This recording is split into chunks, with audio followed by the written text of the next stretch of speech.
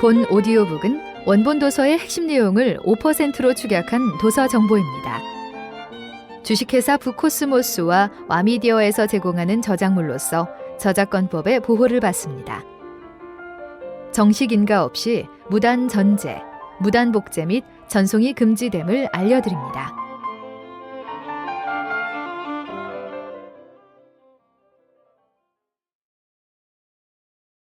순수의 시대. 저자 이디스 워튼. 1862년 1월 24일 미국 뉴욕시의 부유한 가정에서 태어났다. 1866년 남북전쟁 이후 온 가족이 유럽으로 이주하여 1872년까지 이탈리아, 스페인, 프랑스, 독일 등에서 유년 시절을 보냈다. 가정교사 밑에서 프랑스어와 독일어를 공부했으며 아버지의 서재에서 문학과 철학, 과학과 예술에 관한 책을 광범위하게 읽었다. 이 시기는 워튼의 예술적 안목과 세밀한 관찰력을 갖추는 바탕이 된다. 제1차 세계대전 직후 미국의 많은 작가들이 세계에 대한 환멸 속에 쾌락을 추구하는 이른바 재즈 시대에 빠져들었을 무렵, 이디스 워튼은 오히려 차분하게 공동체의 가치와 그 안에 속한 개인의 성장을 성찰하는 순수의 시대를 발표한다. 워튼은 이 작품으로 이듬해에 여성 최초의 필리처상을 받는다. 그 밖의 작품으로는 이선 프롬, 여름, 옛 뉴욕 등이 있다. 엘렌이 불행한 결혼 생활을 감당하지 못하고 뉴욕으로 돌아온다. 그러나 위선과 허위로 가득 찬 뉴욕 상류 사회는 엘렌을 받아들이지 않는다. 엘렌의 사촌동생 메이의 약혼자인 변호사 뉴랜드 아처는 불행한 엘렌의 동정심을 갖는다. 외로움을 느끼던 엘렌에게 아처는 유일한 의지가 된다. 차츰 엘렌에게 빠져든 아처는 메이와의 결혼에 회의를 품고 갈등한다. 아처와 엘렌은 서로 사랑의 감정을 느끼지만 불가능한 사랑에 함께 번민한다. 아처가 결혼한 후 엘렌에 대한 그리움을 달래지 못하고 그녀를 찾는다. 그녀는 서로의 처지에 대하여 깊은 이해를 요구하고 헤어져 각자의 길을 가야 한다고 밝힌다. 그러나 아처는 메이를 버리고 일본으로 도피할 계획을 세운다. 엘렌은 주변에 사랑하는 사람들에게 상처를 주고 숨어서 해야 하는 사랑 역시 옳은 일이 아님을 아처에게 설득한다.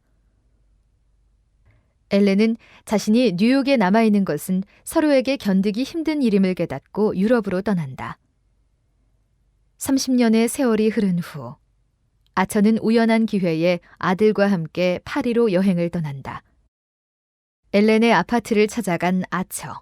그러나 그는 그녀를 찾지 않고 돌아선다. 등장인물 엘렌. 불행한 결혼 생활로 힘들어할 때 아처에게 사랑의 감정을 느낀다. 아처. 사촌동생 메이의 약혼자이자 변호사. 엘렌에게 사랑의 감정을 느낀다. 메이. 엘렌의 사촌동생. 이후 소개되는 도서 내용은 전체 내용 중에서 일부만 요약 발췌한 것입니다. 본 도서 요약 오디오북이 좋은 책을 선정하는 길잡이가 될 수 있기를 바랍니다.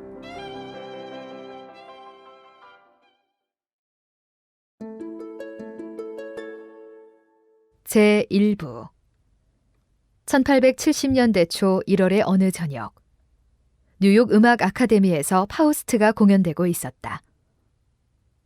뉴랜드 아처는 클럽 박스의 벽에 몸을 기댄 채 맞은편 맨슨 민곳 노부인의 박스석을 훑어보았다.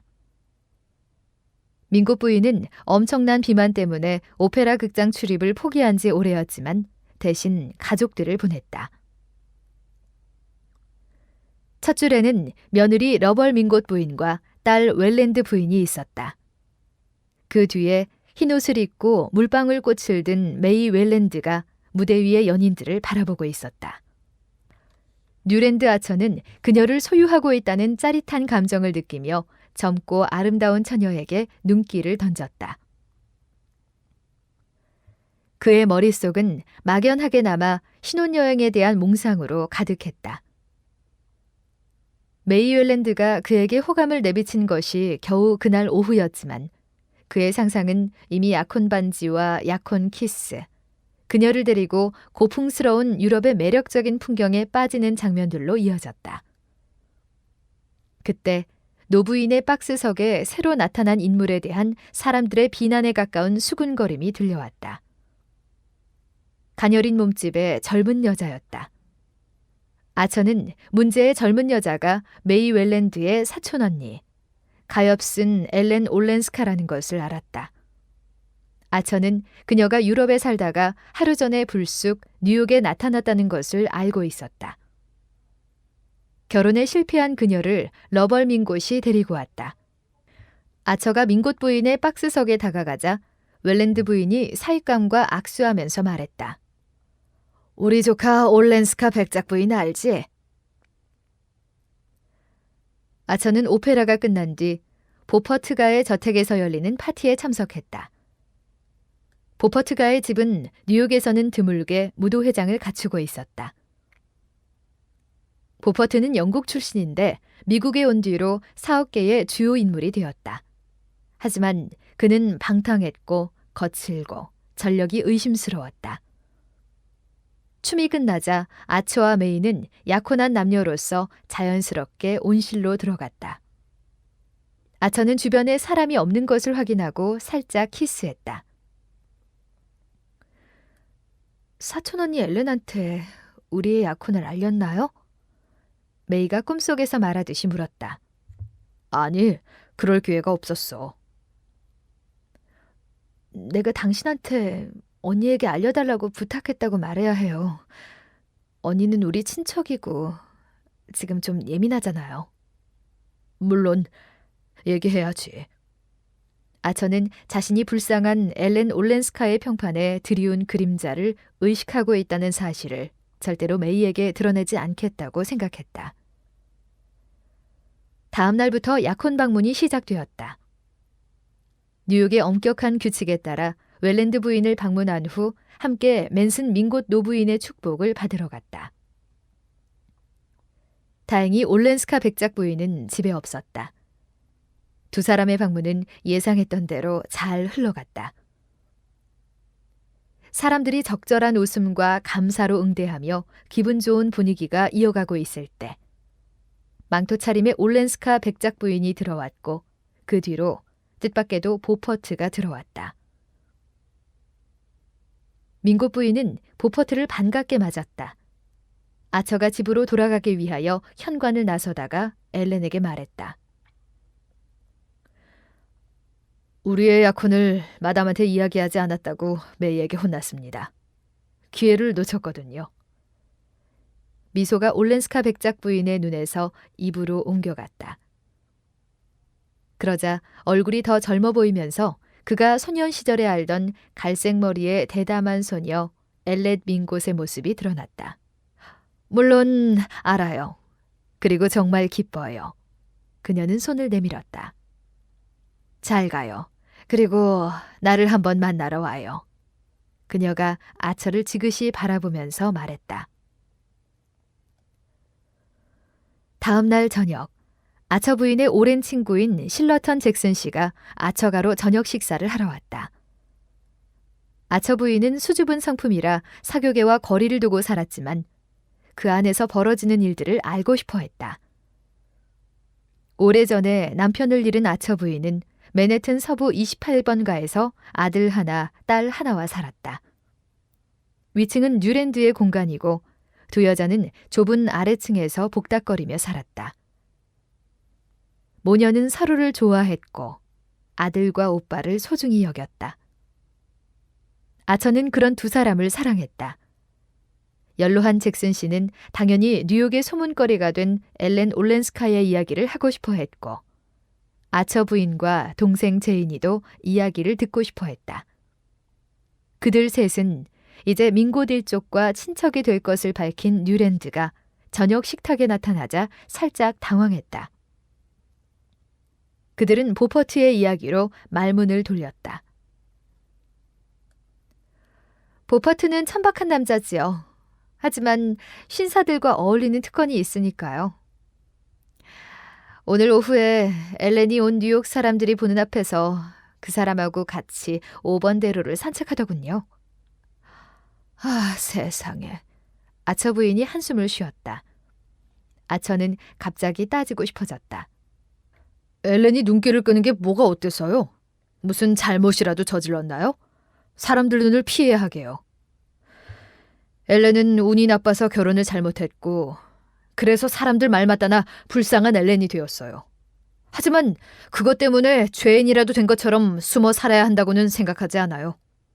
그리고 엘렌을 포로 취급하던 남편에게서 도망치는 걸 비서가 도와주었다고 하더군요. 그래서요? 우리 중 그런 경우를 보고도 모른 체 하는 남자가 없기를 바랄 뿐입니다. 그러자 잭슨 씨가 낮은 소리로 말했다. 자네는 비서가 엘렌의 탈출을 도와주기만 했다고 알고 있지. 그렇다면 그 남자가 1년 후에도 엘렌을 도와주고 있었다는 이야기는 어떤가? 두 사람이 로잔에서 함께 산 걸 본 사람이 있어. 함께 살면 안 되나요? 본인이 원하지 않은데 도대체 누구한테 엘렌의 인생을 끝낼 권리가 있다는 거죠?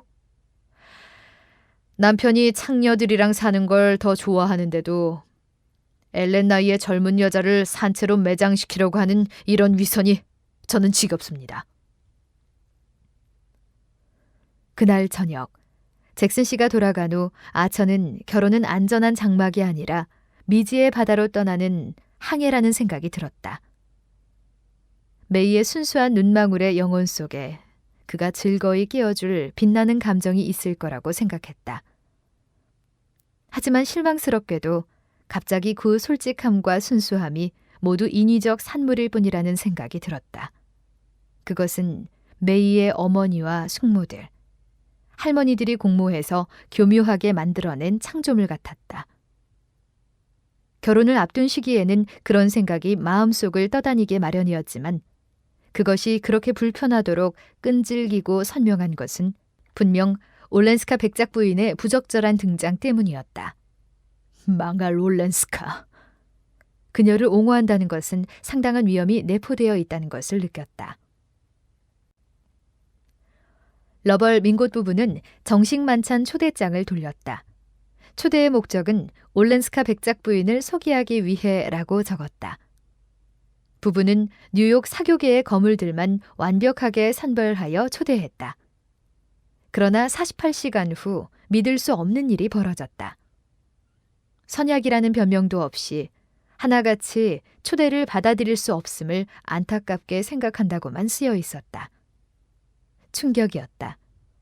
그러나 민곳가 사람들은 대범하게 받아들였다. 그런 일이 있은 며칠 후 아처는 어머니와 함께 친척인 헨리 밴더 루이든 댁을 방문했다. 맨해튼 최초의 네덜란드 총독의 직계 후손이자 독립전쟁 전에 프랑스와 영국의 몇몇 귀족 가문과 결혼한 명문가였다. 그들은 메릴랜드의 트러베나와 허드슨강 연안의 대영지 스쿠이터 클리프를 오가며 지냈다. 아처 부인으로부터 민곳가의 정식 만찬 이야기를 듣고 난 밴더 루이든 부인은 안타깝군요. 이런 일은 뉴욕에서 일어나서는 안 됩니다. 라며 안타까워했다. 그는 두 친척을 배웅하면서 위엄있고 부드러운 태도로 말했다. 그리고 얼마 후 밴더 루이든 부인이 사시사철 타고 다니는 마차가 민곳 노부인의 집 앞에 섰고 큰 사각 봉투가 전달되었다는 걸 알게 되었다.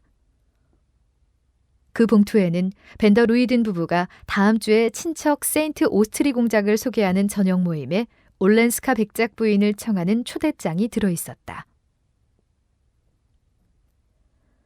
뉴욕 사람들은 대체로 올렌스카 백작 부인이 미모를 잃어버렸다는 데 동의했다. 아처가 처음 본 때는 그녀가 9살 때였고 사람들은 그 모습을 그림으로 그려야 한다고 말했다.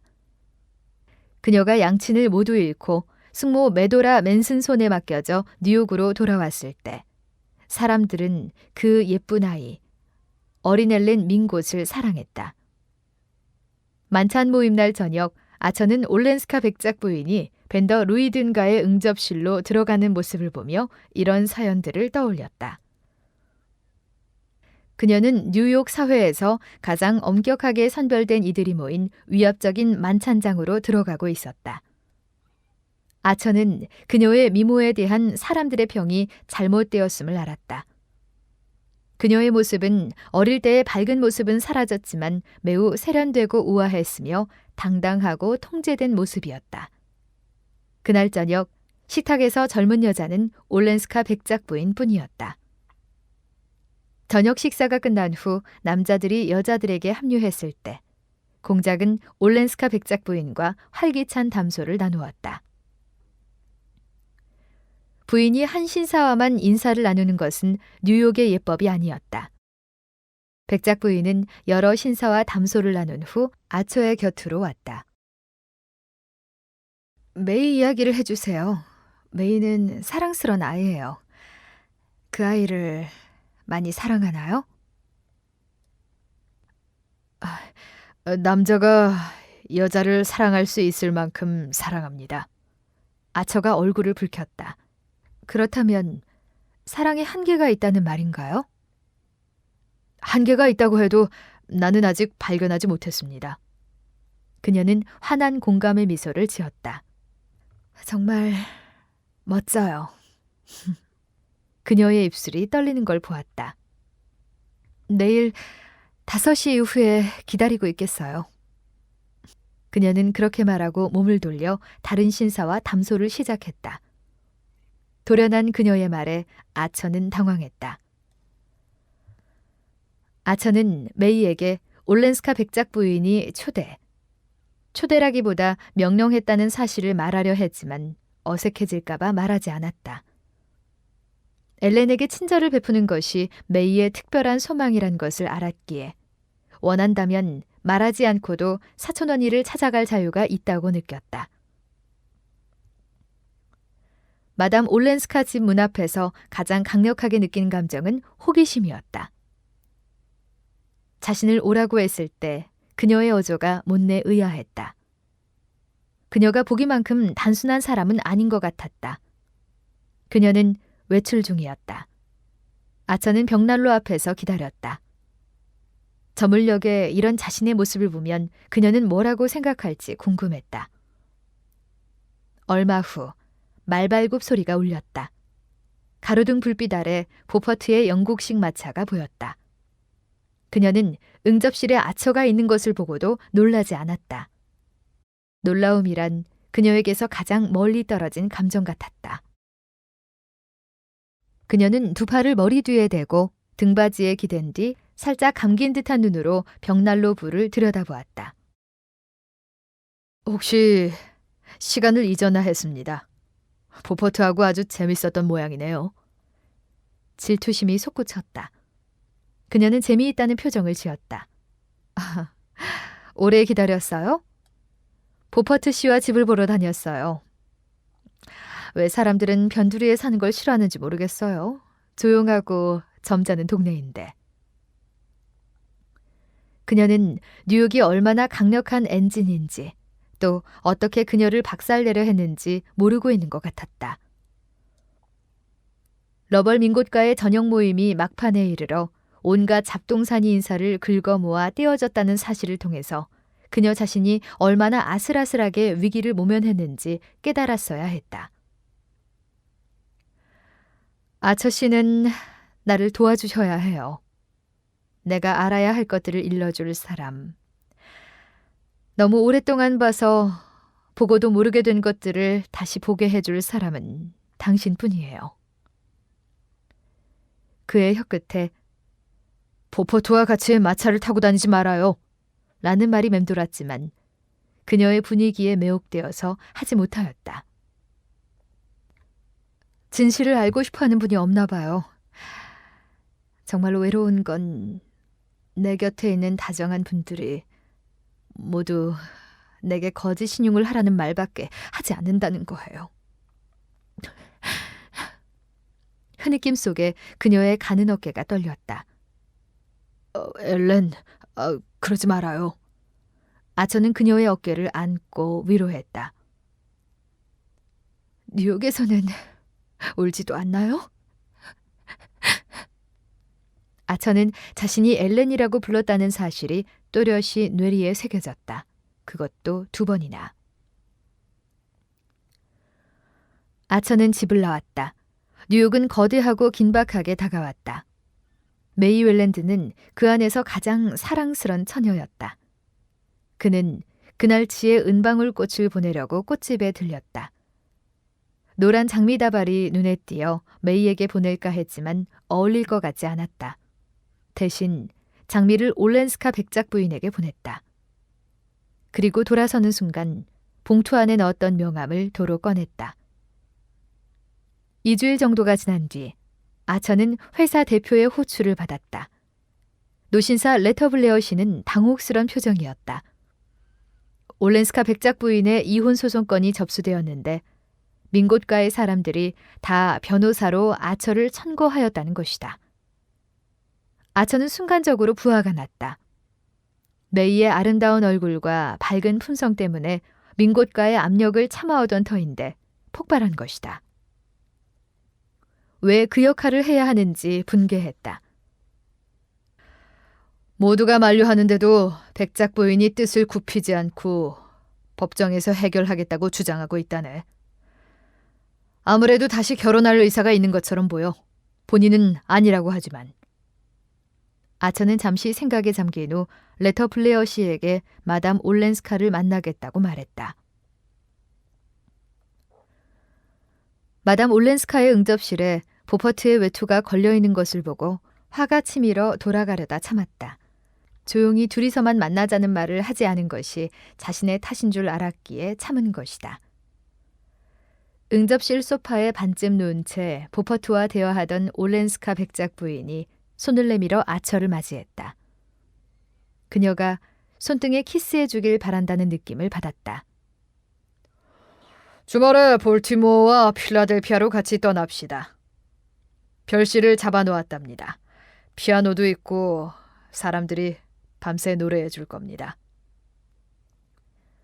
보퍼트의 제의에 올렌스카 백작 부인은 거절했다.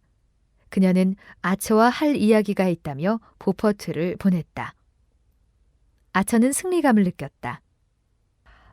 그 일 때문에 왔습니다. 알겠지만 나는 그 회사에서 일합니다. 그러면 당신이 내 일을 해결해 줄 수 있다는 말인가요? 그러면 훨씬 편해지겠는데요? 그녀의 얼굴이 밝아졌다. 나는 자유를 얻고 싶어요. 과거를 모두 지워버리고 싶어요. 도와줄 거죠? 내 남편이 어떤 사람인지 알죠? 내가 그 사람하고 어떻게 살았다는 것도? 서류는 읽어봐서 압니다. 알다시피 남편이 편지에 적었듯이 이 소송에 적극 맞서기로 결심한다면 당신에게 불쾌한 이야기를 할 겁니다. 소문이 나고 당신이 피해를 입도록 말입니다. 뉴욕은 당신이 살던 유럽과 비교하면 아주 좁습니다. 우리 가족도 그렇게 말해요. 당신 가족이기도 하죠. 우리는 이제 곧 사촌 사이가 될 테니까요. 당신도 우리 가족과 같은 생각인가요? 잔인한 이야기가 무수히 오갈지 모르는데 그걸 감수할 좋은 보상이라도 있을까요? 하지만 내 자유는요? 그건 아무것도 아닌가요? 순간 편지에 적힌 말이 사실이고 그녀는 비서와 결혼하려고 한다는 생각이 스쳤다. 막대한 불편과 고통을 감수하면서 할 가치가 있을까요? 사람들이 이 일을 어떻게 보는지를 당신이 깨닫도록 도와주는 게 나의 일입니다. 좋아요. 당신이 원하는 대로 할게요. 그녀가 불쑥 말했다. 갑작스런 그녀의 항복에 놀라 어색하게 그녀의 두 손을 잡았다. 나는 정말로 당신을 돕고 싶습니다. 당신은 많은 도움을 주고 있어요. 안녕히 가세요, 사촌. 아처는 올렌스카 백작의 비난이 옳다는 확신을 가지고 그녀의 집을 나섰다. 지난날 그녀의 비서라고 표현된 수수께끼의 인물은 아마도 그녀의 탈출을 도운 데 따른 보상을 받았을 것이다. 그녀는 젊었고 겁에 질렸고 절박했다. 그 상황에서 자신을 구해준 사람에게 고마움을 느끼는 것은 당연했다. 다만 안타까운 것은 그녀가 그에게 고마움을 전한 방식이 법과 세상의 눈에 그녀를 흉악한 남편과 동급의 자리에 놓았다는 것이다. 또 그녀는 지금 뉴욕의 자비에 의존하고 있지만 단순하고 친절한 뉴욕은 관용을 바랄 근거가 가장 빈약한 곳이었다. 그녀의 체념을 지켜보는 것은 고통스러웠다. 그는 자신이 불분명한 질투와 동정에 휩싸여가는 것을 느꼈다. 그는 즉시 양쪽에게 그녀가 이 절차의 무용성을 이해하고 이혼 생각을 포기했다는 사실을 알렸다. 웰랜드가는 오랜 가족 전통에 따라 세인트 오거스틴으로 떠났다. 아처는 일 때문에 동행하지 못했다. 아처가 극장에서 올렌스카 백작 부인을 만났다. 메이가 떠나 있는 동안 뭘 하고 지낼 건가요? 전날 메이한테서 편지가 왔는데 엘렌한테 잘 해달라는 부탁이 적혀 있었다. 언니는 당신을 좋아하고 존경해요. 언니가 외롭고 슬프다는 것을 잘 알 거예요. 자애로운 메이. 그녀의 말을 따르고 싶었지만 약혼한 남자로서 마담 올렌스카를 지나치게 옹호하고 싶지 않았다. 다음 날 아침, 아처는 사방을 돌아다니며 노란 장미를 구하려고 했지만 실패했다. 그러다 보니 사무실에 지각을 했는데 그의 지각이 누구에게도 문제가 되지 않은 것을 알고 놀랐다. 정교하게 꾸며진 자신의 인생의 무용성에 갑자기 좌절감을 느꼈다. 그리고 지금 이 순간, 왜 메이와 함께 세인트 오거스틴에 가 있지 않은지 의문이 들었다. 사무실 사원에게 편지를 들려보내 마담 올렌스카에게 방문하겠다고 했다. 그러나 이틀이 지나도 연락이 오지 않았다. 그날 꽃집의 유리창 안에 노란 장미 다발이 있는 것을 보고도 그냥 지나쳤다. 사흘째 되는 날, 우편을 통해서 그녀의 편지를 받았다. 벤더 로이든 부부의 영지인 스쿠이터 클리프에서 온 편지였다. 인사말도 없이 다짜고짜 도망쳐 왔어요. 당신을 극장에서 본 다음 날에요. 마담 올렌스카가 왜 도망을 갔단 말인가? 아처는 그녀가 멀리 떠나 있다는 사실을 깨닫자 또렷한 실망이 몰려왔다. 아처는 스쿠이터 클리프로 달려갔다. 그녀는 웃으면서 반갑게 맞았다. 왔군요. 당신이 무엇을 피해서 도망쳤는지 알고 싶어서 왔어요. 그녀의 얼굴이 어두워졌다. 조금 걸어요. 당신이 날 보호해 줄 거잖아요. 당신이 올 줄 알았어요. 내가 오기를 바랐다는 말이군요. 그가 이런 바보 같은 말에 어처구니 없이 큰 기쁨을 느끼며 말했다. 잠시 후 그녀가 알듯 말듯한 냉기가 담긴 목소리로 말했다. 메이가 당신한테 나를 잘 보살펴 주라고 부탁했군요. 그 부탁 때문에 온 게 아니에요. 마담 올렌스카는 안락 의자 한 곳에 앉았다. 나한테 편지를 보낼 때 당신은 우울했어요. 맞아요. 하지만 당신이 여기 있는데 우울할 수는 없어요. 나는 앞일을 생각하지 않아요.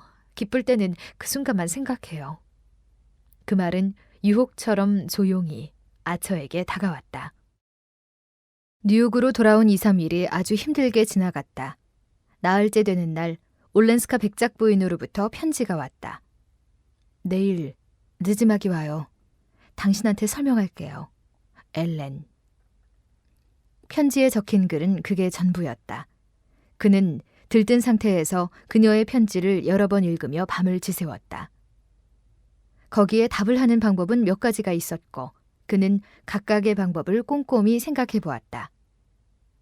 아침이 왔을 때 그는 메이가 있는 세인트 오거스틴으로 떠나는 배를 탔다.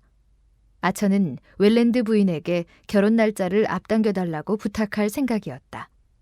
하지만 부인의 마음을 움직일 어떤 논거도 생각해내지 못했으므로 세인트 오거스틴을 떠나기로 한 전날 메이에게 부탁하기로 했다. 무엇 때문에 1년을 허송해야 하지? 내가 당신을 얼마나 아내로 삼기 원하는지 모르겠어? 잘 안다고 할 수는 없어요. 그건 혹시 당신이 그때까지 나에게 애정을 품고 있을 자신이 없어서인지도 모르죠. 혹시 다른 사람이 있나요? 만일 사실이라면 그 이야기를 하는 게 좋을 거예요. 메이, 무슨 말도 안 되는 소리를... 그는 소리쳤다. 그녀는 기품 있는 동작으로 고개를 들며 덧붙였다. 사실이면 말하지 않을 이유가 있나요? 당신이 실수한 걸 수도 있어요. 내가 실수를 했다면 이렇게 결혼을 서두르자고 하겠소? 네. 당신은 그 문제를 그렇게 해결하려 할지도 몰라요. 나는 다른 여자에게 불행을 안기고 내 행복만 찾을 수는 없어요. 혹시 그 여자에게 어떤 식으로 약속한 게 있다면, 만약에 약속을 지킬 방법이 있다면 그게 그 여자분을 이혼시키는 것이라도. 뉴랜드, 나 때문에 그 사람을 포기하지 말아요. 아처는 강력하게 부정했다. 그러자 메이는 기쁨으로 얼굴을 붉히고 그의 품에 안겼다. 세인트 오거스틴을 떠날 때 아처는 민곳 노부인에게 전할 전원을 잔뜩 받았기 때문에 곧 부인을 방문했다.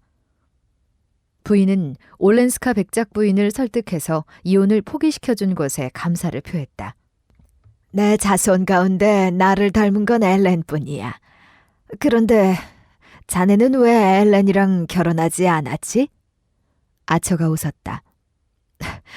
엘렌이 여기 없었으니까요. 그래, 안타까운 일이야. 늦었지. 그 아이의 인생은 끝났어. 아, 여기에 엘렌이 있어. 부인이 소리치자 마담 올렌스카가 휘장 뒤에서 걸어 나왔다. 당신이 어디 갔는지 궁금해서 아처 부인을 찾아갔었어요. 편지에 답장이 없어서 말이죠. 몸이 아픈 건 아닌지 너무너무 걱정했어요. 아처는 떠나려고 자리에서 일어서며 마담 올렌스카의 손을 잡았다. 그녀가 답장받지 못한 편지에 대한 언급을 바라고 있다는 걸 느꼈다. 언제 다시 만날 수 있죠? 아처가 물었다. 당신이 좋을 때요. 언제든 오세요. 기다릴게요. 내일 저녁은 어때요? 좋아요. 하지만 일찍 오세요. 외출하거든요. 다음 날 마담 올렌스카의 집을 방문했을 때 손님이 있었다. 엘렌의 숙모인 맨슨 후작 부인과 카버 박사였다. 후작 부인은 아처를 한쪽 구석으로 이끌더니 낮고 한숨 섞인 어조로 말했다. 아휴, 불쌍하고 어리석고 정신 나간 올렌스카. 나더러 엘렌이 원하는 대로 다 해주고 그 아이를 데려와 달라고 부탁했어. 여기 편지도 가져왔거든. 말도 안 돼요. 아처가 벌떡 일어나 소리쳤다. 엘렌은 너무 많은 것을 포기하고 있어. 물질적으로 부족한 게 없는 백작이 그렇게 돌아오라고 해도 고집을 꺾지 않으니. 자네가 나를 좀 도와서 엘렌을 설득할 수 없겠나? 그곳으로 돌아가라고요? 차라리 죽는 게 나을 겁니다. 아처가 격하게 소리쳤다. 그러면 아처 씨는 그 편을 선호한다는 거지? 어쨌건 결혼은 결혼이고 내 조카 딸은 아직 그 사람의 아내니까. 2층에서 내려온 마담 올렌스카가 날카롭게 물었다. 두 사람이 무슨 모의를 하는 거예요? 메도라 숙모? 마담 올렌스카는 후작 부인을 현관까지 배웅하고 돌아왔다. 숙모님이 제 이야기를 했을 것 같았어요. 뭐라고 그래요? 백작이 당신을 설득해서 도로 유럽으로 보내달라고 부탁했다더군요. 숙모님은 당신이 돌아갈 것이라고 믿고 있어요. 나와 관련해서 사람들은 잔인한 일들을 많이 믿죠. 마담 올렌스카에게 아처는 메이에게 결혼을 앞당기자고 했던 일을 이야기했다. 메이는 나한테 시간을 주어야 한다고 생각하고 있어요. 내가 자기를 좋아할 자신이 없기 때문에 서두른다고 믿기 때문이죠. 메이를 포기하고 다른 여자를 선택할 시간을요? 내가 원한다면요. 바보 같은 생각이에요. 그 다른 여자, 그 여자도 당신을 사랑하나요? 아, 다른 사람은 없어요. 그런데 왜 서두르는 건가요? 그때 엘렌이 타고 갈 마차가 도착했다. 같이 안 갈래요? 아처는 무슨 일이 있어도 그녀를 자기 곁에 두어야 한다고, 그녀가 그날 저녁 자기 곁을 떠나지 않게 해야 한다고 느꼈다. 솔직히 말하면 메이의 짐작은 옳았습니다.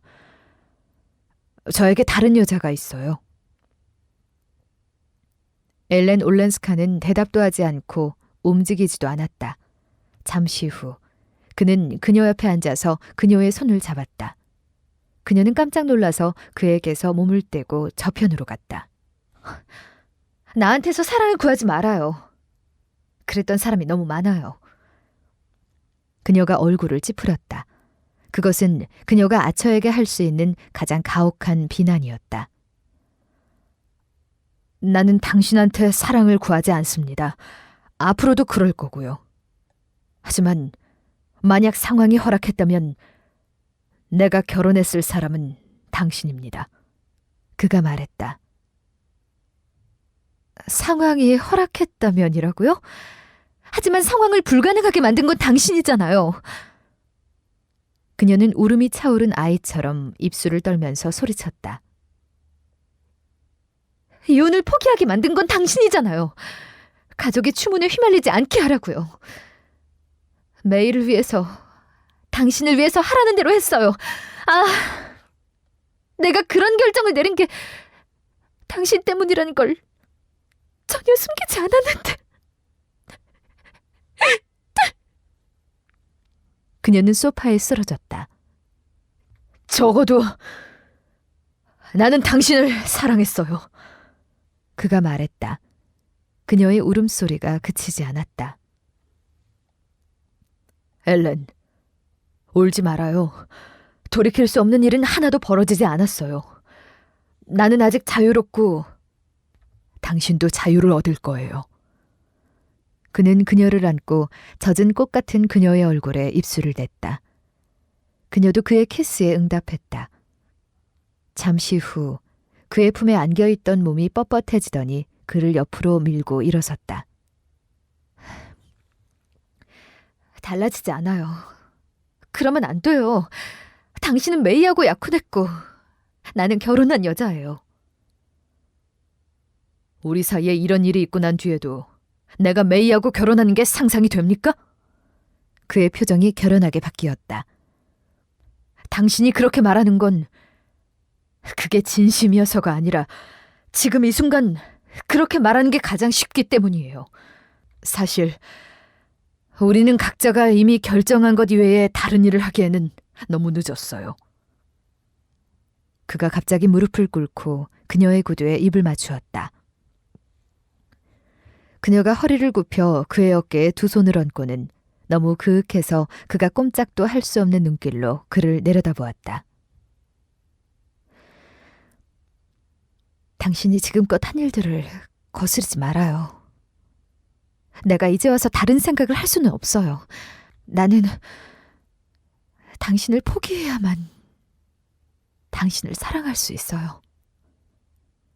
그녀가 소리쳤다. 메이는 나를 포기할 준비가 되어 있어요. 뭐라고요? 결혼을 앞당기자고 무릎 꿇고 애원하고 돌아온 지 사흘 만에요? 메이가 거절했어요. 그러니까 나한테는 권리가 있어요. 우리가 지금 이러면 앞으로도 더 나빠져요. 모두에게 더욱. 아니에요. 아니에요. 그녀는 거의 비명을 지르다시피 했다. 그때 전보가 왔다. 메이로부터 온 전보였다.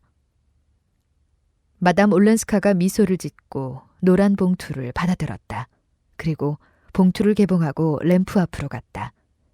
그녀는 다 읽은 후 아처에게 건넸다. 엄마 아빠가 부활절 뒤에 결혼 허락. 뉴랜드에게도 전보 보낼 예정. 말할 수 없이 기쁘고 언니를 사랑해. 늘 감사하는 메이.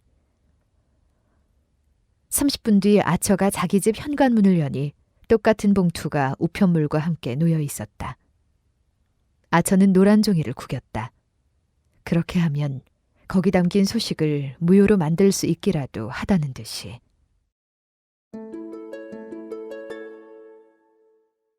제2부.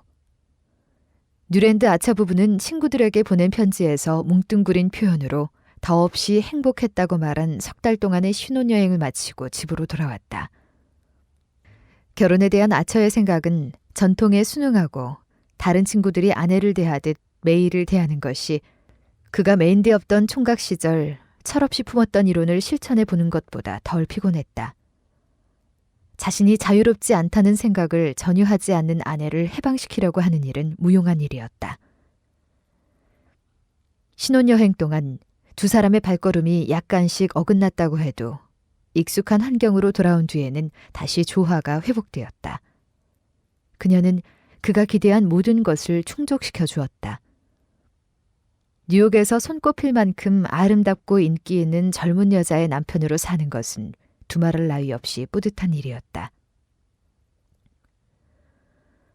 결혼 전 그를 사로잡은 순간적인 광기는 그가 폐기한 실험의 마지막 시도로 여기기로 했다. 그가 제정신으로 올렌스카 백작 부인과 결혼을 꿈꾼다는 건 생각할 수도 없는 일이 되었고 그의 기억 속에 그녀는 가장 애처롭고 통절한 유령으로 남아있을 뿐이었다. 그들이 마지막으로 만나고 1년 반이 지나는 동안 그는 올렌스카 백작 부인 이름을 자주 들었고 그 사이에 일어난 그녀 인생의 주요 사건들도 잘 알았다. 그녀가 워싱턴에 살고 있다는 사실도 알게 되었다. 아처는 보스턴에 도착했다. 엘렌이 보고 싶어서 전날 메이에게 출장 갈 일이 있다고 둘러댔다. 식당에서 아침을 먹은 아처는 파커 하우스로 향했다. 그는 커먼을 가로질러 걷기 시작했다.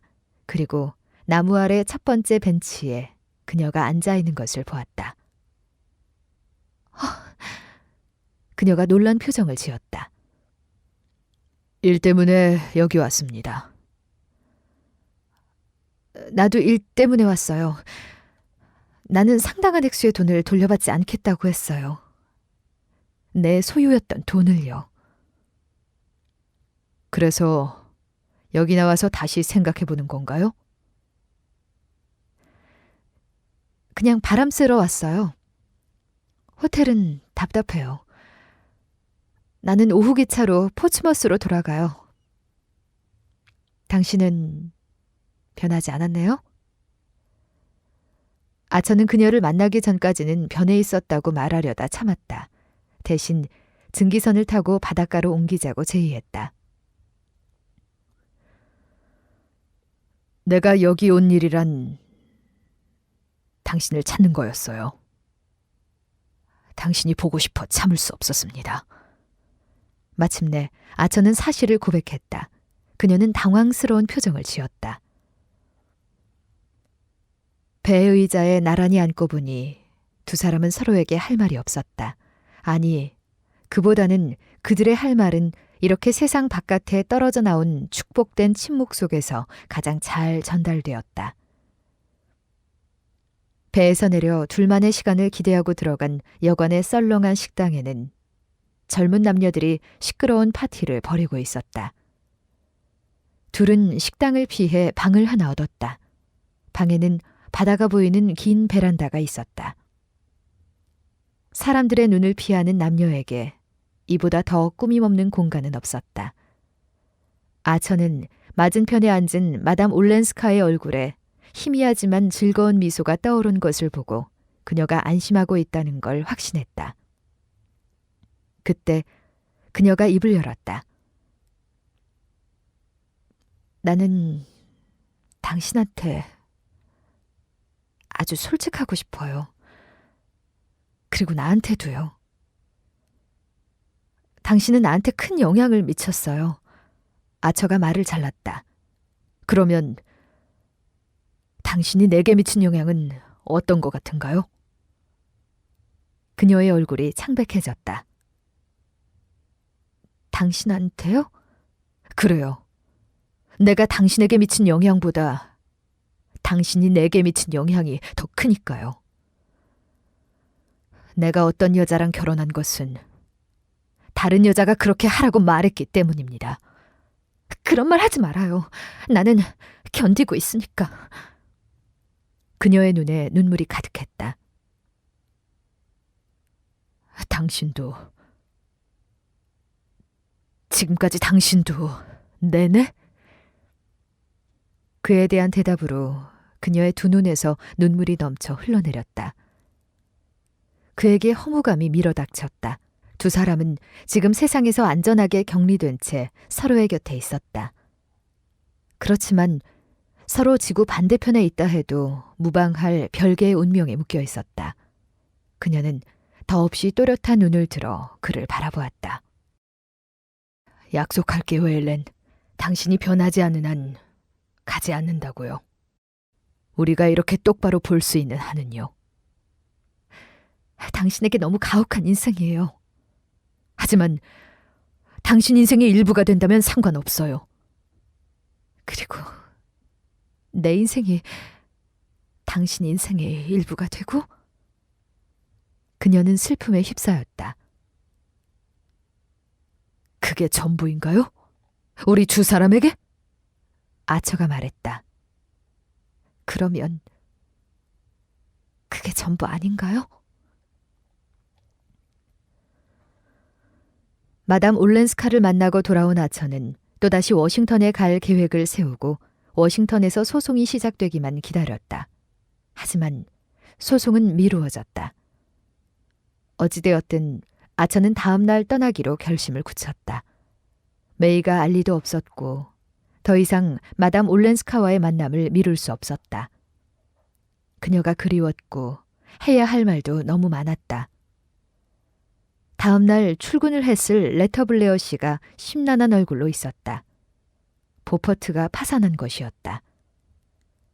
그의 파산은 월가 역사에 손꼽힐 만큼 불명예스러운 사건으로 남게 될 가능성이 농후했다. 그때 사무원이 아처에게 메이로부터 온 편지를 전했다. 할머니가 보퍼트 사건을 전해 듣고 뇌졸중을 일으켰으니 속히 집으로 오라는 내용이었다.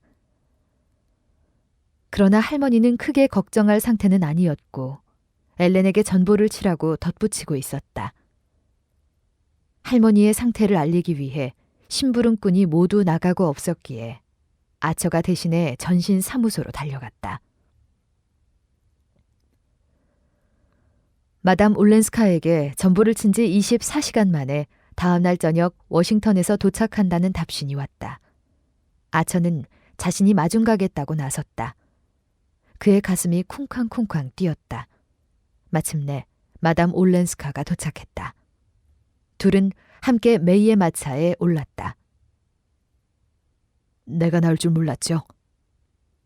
네, 몰랐어요. 원래는 당신을 만나러 워싱턴에 갈 생각이었어요. 아, 그녀가 탄성을 질렀다. 나는 당신을 만날 때마다 모든 게 새로워요. 혹시 당신도 그런가요? 그녀가 창밖을 보며 고개를 끄덕였다. 마차가 예쁘네요. 메이의 마차인가요? 그녀가 창문에서 고개를 돌리며 물었다. 그러면 나를 마중하라고 당신을 보낸 것도 메이겠군요. 정말 고운해예요. 마차가 흔들려서 서로의 몸이 맞부딪혔다.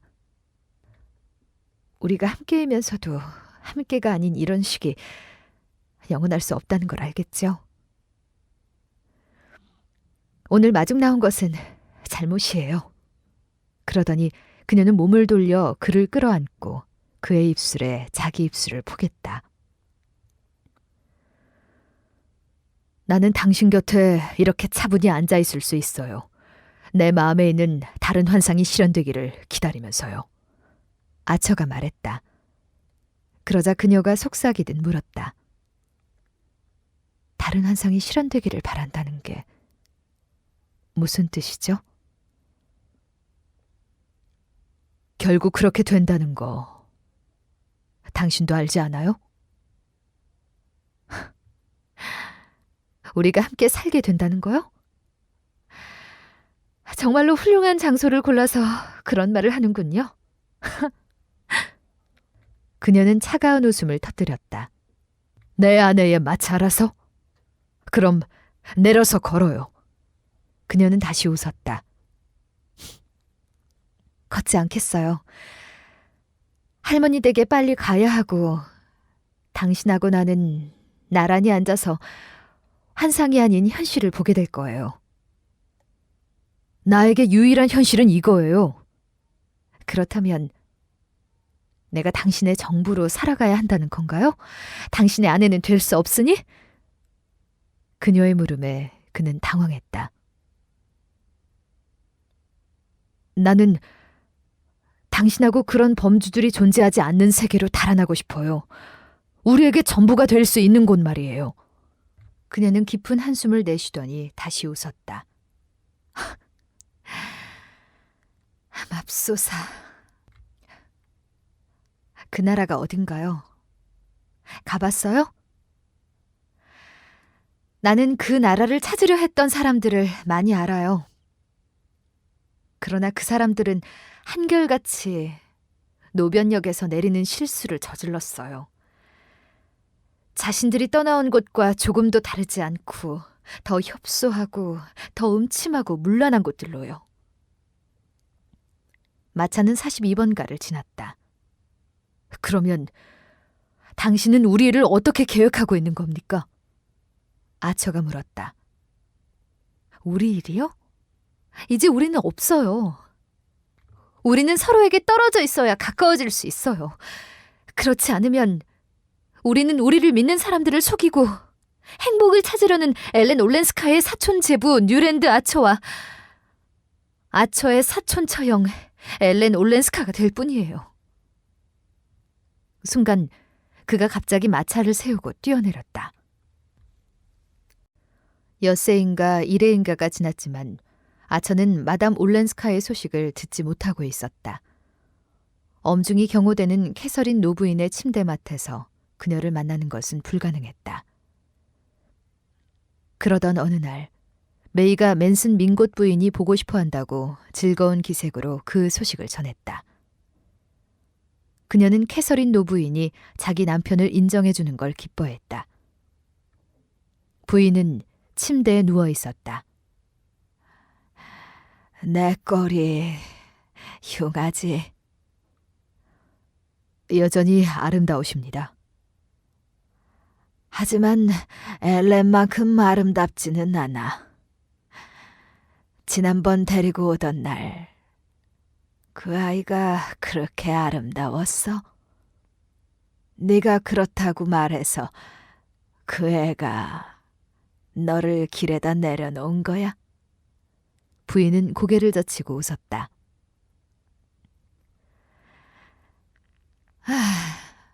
그 애가 너하고 결혼했더라면 좋으련만. 나는 늘 그 애한테 그렇게 말했지. 그랬으면 내가 이 모든 걱정을 덜었을 거라고.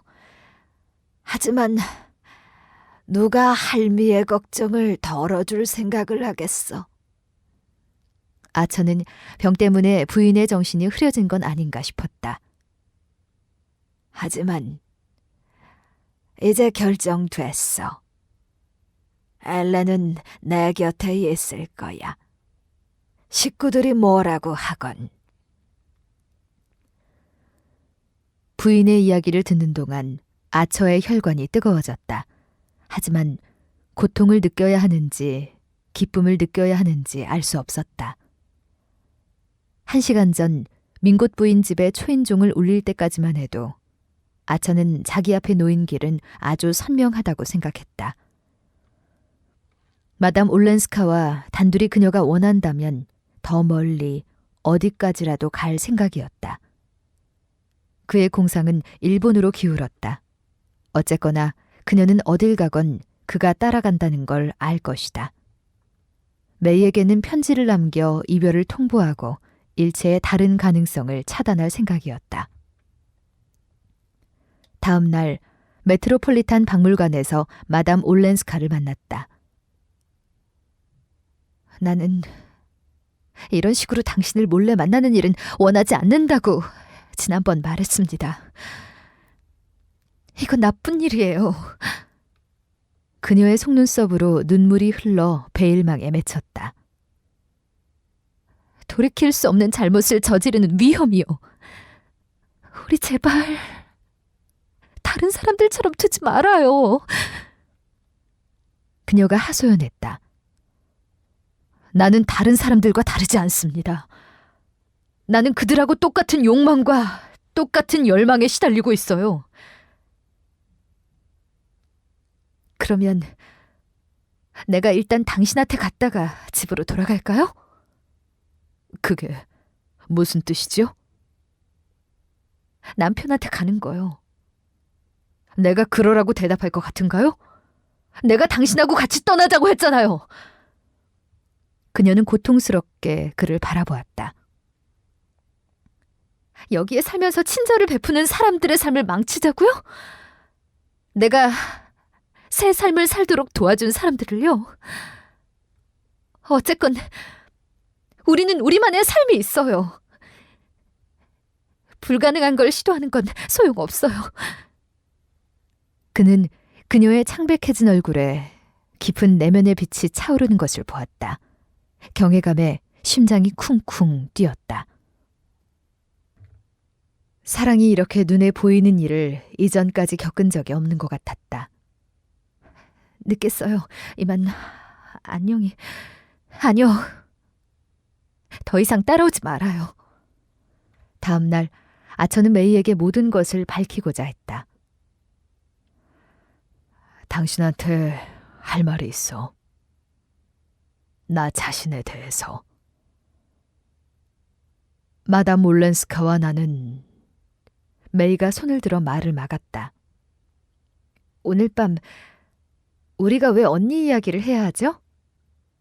모든 게 다 끝났는데. 언니는 이제 곧 유럽으로 돌아갈 거예요. 할머니가 다 이해하고 승인해줬고 남편으로부터 독립적으로 살 수 있도록 준비도 해주고. 아처는 온몸에서 기운 빠져 혼자 서 있을 수가 없었다. 귓속이 왱왱 울려서 아무 소리도 들리지 않았다. 메이가 엘렌으로부터 온 편지를 보여주었다. 메이, 이제 유럽에 돌아가면 나는 혼자 살거나 아니면 가엾은 메도라 숙모하고 살아야 할 거야. 다음 주에 배를 탈 거야. 내가 떠나면 할머니한테 잘해드려, 엘렌. 추신. 만약 누가 내 마음을 바꾸어 놓겠다고 생각한다면 그건 완전히 헛수고라고 전해주어. 뉴랜드 아처는 동부 39번가의 서재에 있는 탁자에 앉아 있었다. 그의 인생에서 중요한 일은 대부분 그 방에서 일어났다. 26년 전에 거기서 아내는 아이를 가졌다는 사실을 수줍게 밝혔었다. 메이가 막내를 간호하다 폐렴이 옮아서 갑자기 죽었을 때 그 방에서 그는 진실로 애통해했다. 그들이 함께한 오랜 세월은 결혼이 설령 지루한 의무에 지나지 않는다 해도 의무의 위험을 지키기만 한다면 큰 문제가 되지 않는다는 것을 보여주었다. 아처는 아들과 함께 파리를 여행했다. 아들은 파리에 올 때면 마담 올렌스카를 만나고는 했다. 아들은 짓궂게 그녀가 누구인가를 물었지만 친척이라는 사실 이외에는 말하지 않았다. 그녀는 남편에게 돌아가지 않았고 몇 해 전 남편이 죽었을 때도 사는 법을 바꾸지 않았다. 이제 그녀와 아처를 갈라놓는 것은 아무것도 없었다. 아들과 함께 마담 올렌스카를 방문하기로 약속한 날, 아처는 아들만 올려보내고 그녀의 아파트에 올라가지 않았다. 현실의 마지막 그림자가 힘을 잃을지도 모른다는 두려움이 그를 계속 거기에서 머물게 했다. 어둠이 깔리자 아처는 혼자서 천천히 호텔로 돌아갔다.